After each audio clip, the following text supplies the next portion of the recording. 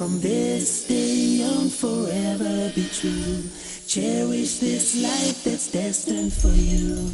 Live your life with kindness and care. Remember, Allah will always be there, be there. Nikahun mubarakun, zawajun mubarakun, an-nikahu min sunnati. Alhamdulillah, wassalatu wassalam ala rasulillah wa ala alihi wa sahbihi ajma'in. Amma ba'd, a'udhu billahi minash shaitanir rajim. Bismillahir rahmanir rahim. Hunna libasul lakum wa antum libasul lahunna. Rabbi shrah li sadri wa yassir li amri wahlul 'uqdatam min lisani yafqahu qawli. I welcome all of you with the Islamic greetings. Assalamu alaikum wa rahmatullahi wa barakatuh. May peace, mercy and blessings of Allah subhanahu wa ta'ala be on all of you. This session is mainly dedicated for any questions in choosing a life partner, or how to have a successful married life, or after you're married if you have any problems as far as relationship between the husband and wife. So this session is mainly dedicated for that. This course doesn't mean that those who are going to get married, it's only for them.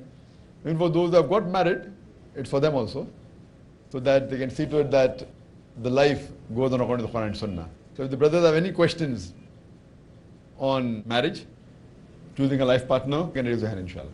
Yes, brother. Assalamu alaikum wa rahmatullahi wa barakatuh. Wa alaikum assalam wa barakatuh. May Allah reward you and your associates for the hard work, and may Allah accept all of that and forgive your mistakes, if any, inshallah. The question is that it seems like in the Muslim society today, the weddings are getting more and more ostentatious, glamorous. They're spending a lot of money, due to which it is getting very difficult for the poor Muslims to have a good marriage. So they are discouraged from getting married. Is there anything you can say about that?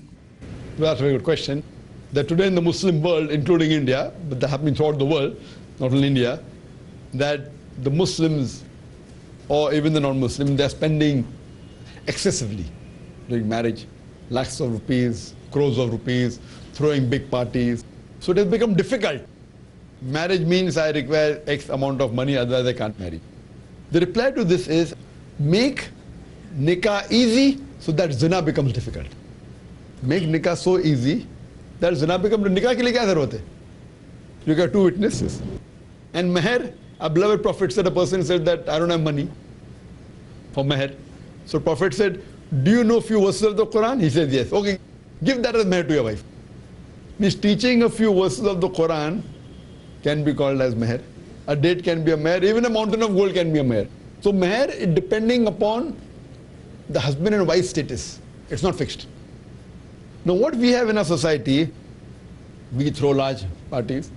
For namesake you may do the nikah in the mosque, and then we have walima, calling 1,000 people in a big ground, spending crores of rupees, and nothing but israf.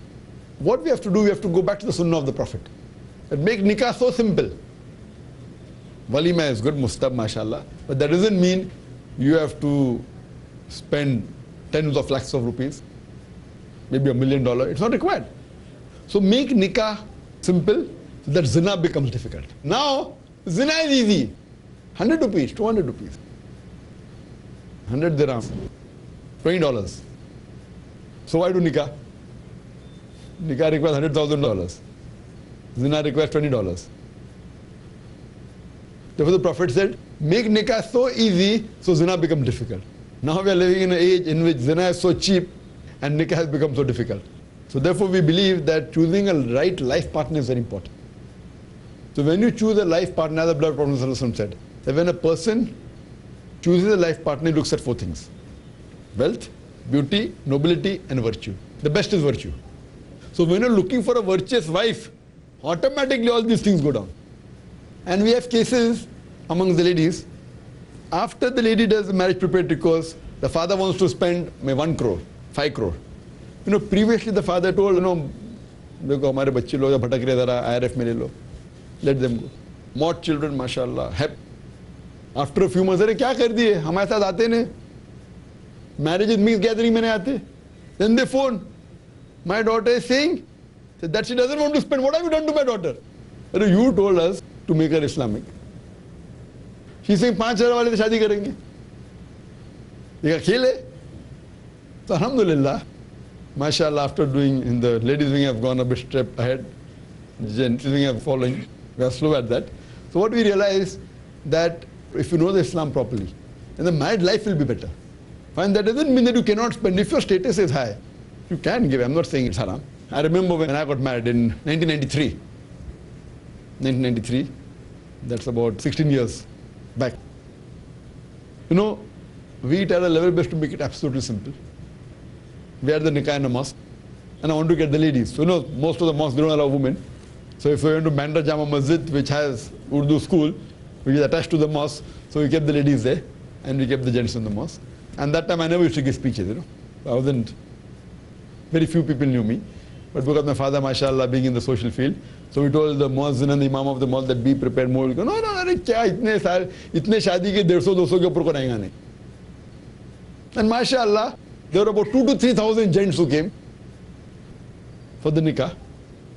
We started about 15 minutes early, more than the time the khutbah started. Simple nikah, mashallah. Absolutely. One person told me, it's not simple, you should have done video recording of it. I said, if I done video recording, well, simplicity will go away. MashaAllah, top people came, multimillionaires came, MashaAllah. The many non-Muslims who came. And then to set an example, we did not take any gift, though giving gifts is sunnah. We said that only give blessings. We did not take any gifts. And little bit I went on the extreme. See, going on the extreme is allowed in Islam, committing excess is haram. Quran says in Surah Nisa chapter 4, 171, La taghlu fi dinikum. Do not commit excesses. So we did a walima, my walima, mashallah. We called 21 people only among the relatives. Though my friends, mashallah, many, hundreds and thousands. 21 means my immediate brother and sister, my mother, father, her brother, sister, my wife's brother, sister, that's it. And 19 turned up for the walima.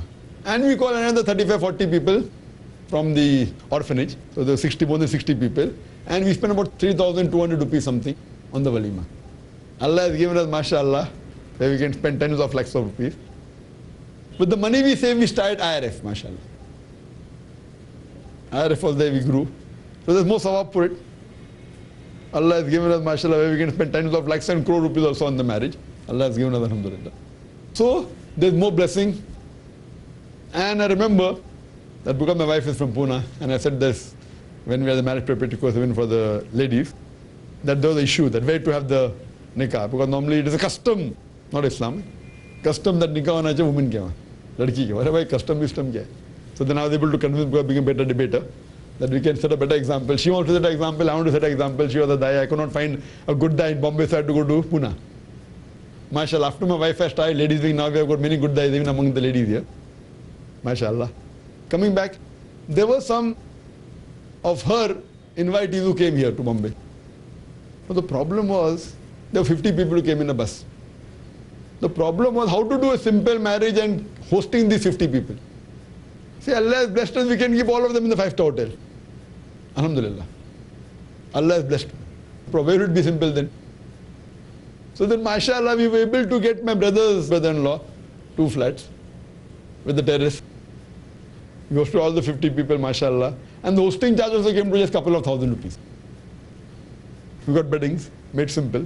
Allah has given us where we could have kept them in 5-star hotel. Alhamdulillah. So making it simple in such a situation where, and we being hosts, we have to take care of them. We can't say that, arey bhai, tumhare aa rahe. Also we did a couple of thousand rupees. So we were more budgeting to set an example. I'm not saying that you also spend 3,000 rupees on the walima only. Not to call 19 people only. But we are setting an example. So many close friends of mine, no, limited, only direct blood relation.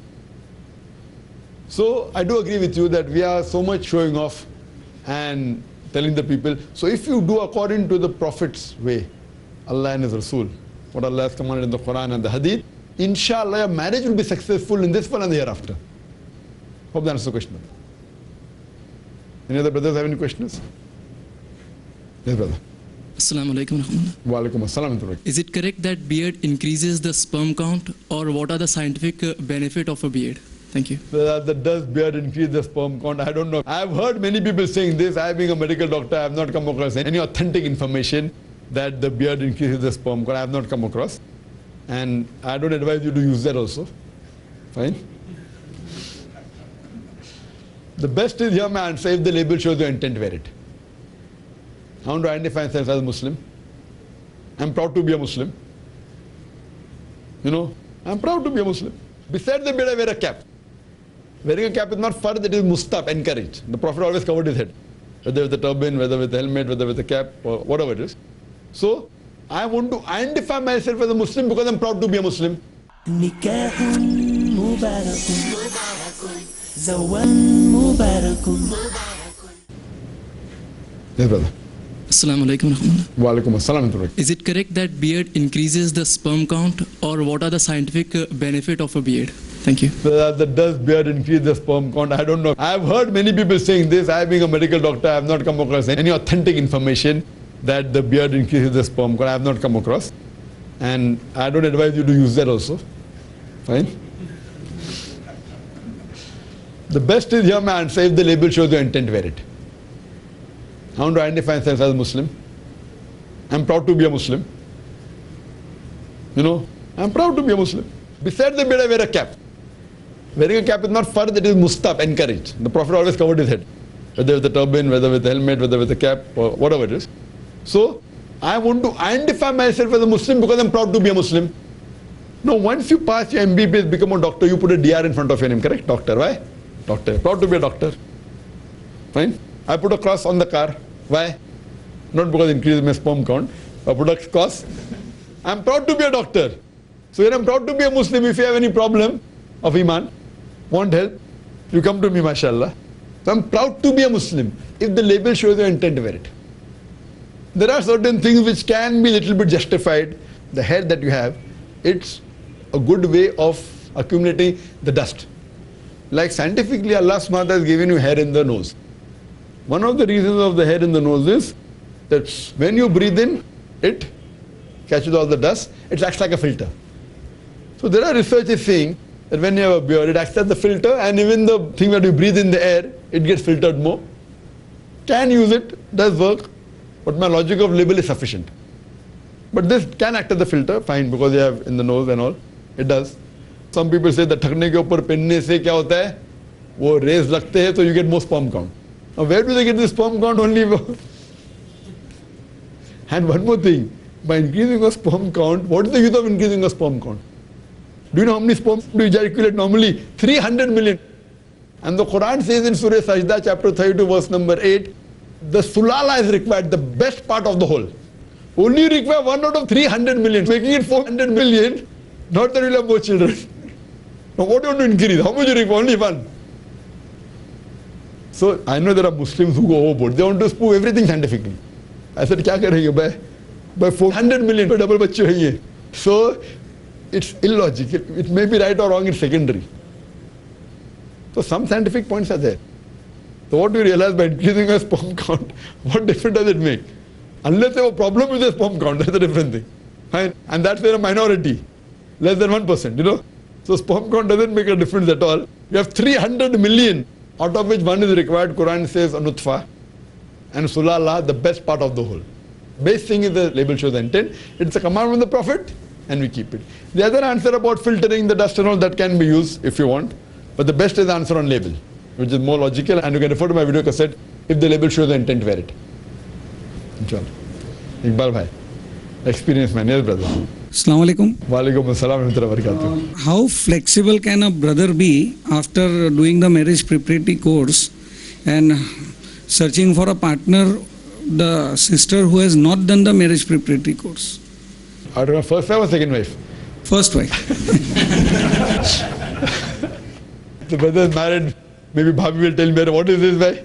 Brother asked the question that how flexible can a person be, a brother be after doing the marriage preparatory course in choosing a wife who has not done marriage preparatory course? It is not required that a person does a marriage preparatory course should take a girl who has done marriage preparatory course. No. The marriage preparatory course says you should marry a good Muslimah. Now everyone doing a marriage preparatory course is not a good Muslimah. You are not giving a stamping, giving a certificate that if you have done a marriage preparatory course, you are a good Muslim or a good Muslim. So please don't misunderstand that. But in flexibility, in the marriage preparatory course, we are telling you which life partner will be better for you in this one and the hereafter. Now once we tell you what is the best, you may not get the best. The best is 100 out of 100. If you're doing 100, get 95. If not 95, 90. That's the reason, I told in the previous question and session with the ladies, that don't wait for a Prince Charming to come. Same thing I tell the gents, that don't wait for a princess to come. Search, alhamdulillah. The best is virtue. So in the marriage preparatory course, we tell you how to select a life partner, how to judge whether she is virtuous or not, how is the negative testing, how is the positive testing, what is required for a married life. You know, beauty, you can, Hadith says you can look for beauty, but that's not more important than virtue. If you marry only for beauty, within a few months you may get tired, maybe in a few weeks, I don't know. How long will it last? If she is virtuous, it will long last her. It will long much more for a longer period. That doesn't mean you can't look for beauty. You can look for beauty, but because you can't look for beauty, don't put it top priority. The best is virtue. Uske saath sone pe suhaga mila, alhamdulillah. I got a virtuous wife and a beautiful wife, alhamdulillah, so no problem. But try and look for a virtuous wife, and then along with that you get beauty, alhamdulillah. The beauty should not be a first criteria. Beauty can be a criteria, as long as she's not repulsive. It's not required that you should marry a girl who's done marriage preparatory course. You can say a person who's friends with IRF, I want to marry, fine, that's a different thing. Influence with IRF means the same wavelength thinking, more Islamic, fine, that's fine. But marriage preparatory course is not a requirement, but the wavelength should be good, so that you can have a good married life in this world and the hereafter. Hope that answers the question. Yes, brother. Assalamu alaikum. Wa alaikum assalam wa rahmatullahi wa barakatuh. My question to Brother Zakir is, before getting married, what condition would you put before your wife? Brother asked me a personal question, huh? Like hijab.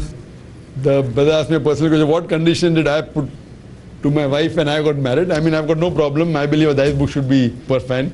See, for me, for my requirement was, I told my sister that my requirements are very few. I want to die. I want a practicing Muslim. I told my sister that these are the requirements I have.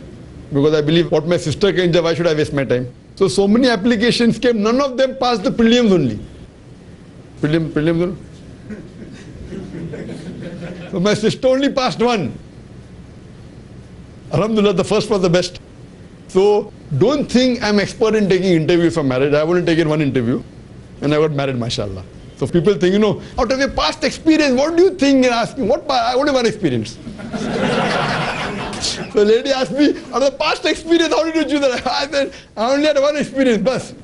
Alhamdulillah, best at the first shot. So in taking interviews for my spouse, I had only one. Ek hi option tha. And mashallah, that was the best. So I could not find in Bombay, so I went to Pune. At that time when IRF was in there, no one passed the prelims for 1 or 2 years. But I was marrying, going to meet Fard. So then we came to know that in Pune, mashallah. Regarding should I put condition of hijab and all, there's no requirement of putting condition of hijab, because first you judge. If a person is doing hijab and saying I'm Islamic, for me to put a condition, do hijab, it would be insulting her. Correct? She's already doing hijab, she's putting conditions on me. So where's the condition I will put? So when you judge in the interview, you can't say that, okay, you have to offer salah 5 times. She's already offering salah. What condition I told her is that I will only give you be prepared, don't go on what I have, don't go and look at my house. I will give you 4,000 rupees per month. If you are satisfied 4,000 rupees per month, this guarantee I give you. I'm a medical doctor, I'm not interested in pursuing my medical as a career, I want to be a Dai. I can give you 4,000 rupees per month. If you are satisfied in that, you can run the house in that, you marry me, anything else would be bonus. Fine, I'm giving her more. But that was my criteria I put on her. That I'm a Dai, don't go in the house that I have, the thing I have. Inshallah, what I can give, maximum I can give. But I will give you minimum 4,000 rupees. If you can run the house in that and then you want to marry me, that was the only condition I put for her. Everything else fine. She was a Dai, she was mashallah giving lectures. And she was earning much more than me what I offered her. Fine, she was teaching in a girls' college, everything. Mashallah. And she did not want to marry a doctor. She being a Dai, doctor's life is not good. So she broke her rule because she found okay, everything else is fitting, the doctor is not fitting. Well, she said that I don't want to marry a doctor. Fine, she had interviewed many people. So I was in the first for her. I don't know how many she had, maybe 20, 30, 40, I don't know. But it's mashallah many. So for me she was first, mashallah. And alhamdulillah, so in terms of experience, practical experience, एक ही है. But when is Allah's help, mashallah. When I advise people, people ask me, out of your experience in matchmaking, I have no experience in matchmaking, only one. And the best. But out of Allah's help and other way, mashallah, counseling I have done a lot. Counseling problems of husband and wife and this and that, etc. But what you learn, I don't know what has been taught in the marriage preparatory course for you about how to choose, all that's very important. If you doubt that she is not a pious, then you should ask leading questions. Do you offer 5 times salah? हाँ, 5 times. फजर का time क्या है? फजर का time क्या है? Don't ask Zohar time, huh? Because Zohar time is the same throughout the year. Ask Fajr time.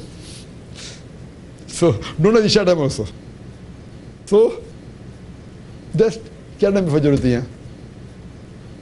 So this way you come to know whether she fumbles or not, whether does she pray or not. Many people may lie. Fine? So in this way you can, in interview, come to know. But when you're reaching a higher level, this is at a lower level. You're asking, do you pray? Higher level, praying का सवाल उठता है, pray तो करने वाले, hijab तो करने वाले. Higher level of dawa, what is your view? What is this? That's on a higher level. So which level you started is important. These levels are at a lower level. Come as come, does she do the basics of Islam? Offering 5 times about hijab, whatever. Or maybe otherwise she is well read, but she may not be that hijab because the atmosphere is not there. Then how you coax her? Everything is fine, she's very good English, very good speaking, she's impressed with this. Only one thing is there, that one major problem is hijab. Then you put the condition. You know, fine, you get good hijab for a dollar. Good, mashallah. I'm not the very expensive, but no. So as long as it's within the purview of the Sharia. So how well you convey is important. And you can put those conditions which you feel normally what a husband gives. And you may not have to give for certain reasons. Like I said, the time would be difficult.